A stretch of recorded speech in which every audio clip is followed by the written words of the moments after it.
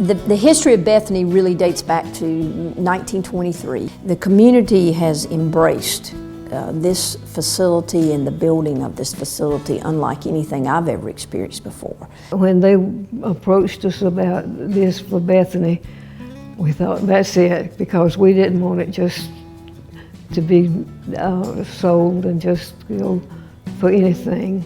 I was born here, so it was like coming home to come back here.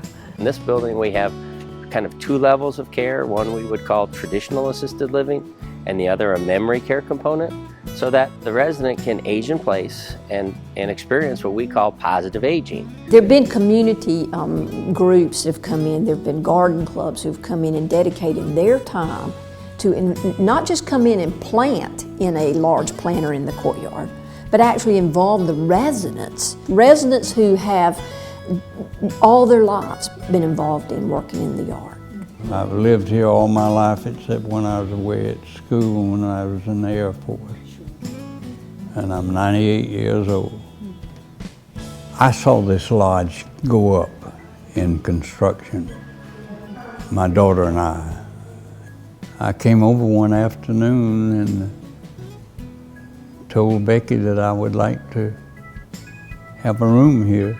We were always careful to take a look at the vernacular in the neighborhoods and where the resident comes from to make sure that that comfort level is achieved and that grace of changing from one living environment to the next. Every detail that has gone into this building, and trust me, there have been a lot of those details, were done very intentionally.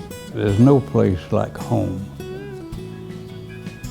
But for my physical condition, this place will give an emergency quicker service than you could have at your home. Well, the most important success to these buildings for us as designers is the kind of comments that you get from the Mr. Charlies and the residents. They love living here so much that they'll tell their friends. One of our goals in the memory care unit and area is to preserve the person-centered care that's so clearly needed. Dementia is a minute-by-minute disease.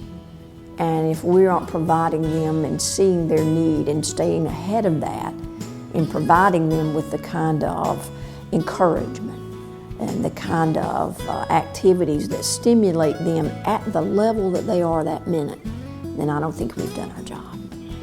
There are cues that the resident will need in memory care. There are cues to help them find their way. There are cues, and there can be color cues, there can be visual artwork cues, there can be flooring cues. We don't want to deviate too far from what we're used to in a home. We do want to be careful about the colorations and any yellowing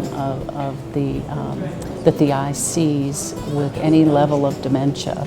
Patterning is perfectly fine. They can see patterns, they can't necessarily see some ranges of color. Now we build buildings that have bistros and alternatives and quick meals and big formal meals and private dining and public dining, so that there's a variety. That just because you're 83 doesn't mean you should lose those varieties. Even though we bought the property in 2006 and received it as a partial gift, we didn't build until we started in September 2014. God's providence, because it was in that interim period that the ALC community status was developed by the state of Georgia. And it was a perfect fit to take and be able to make the Lodge at Bethany the first and only licensed assisted living community in Statesboro, and it can be able to carry the history and the mission of Bethany was just a dream come true.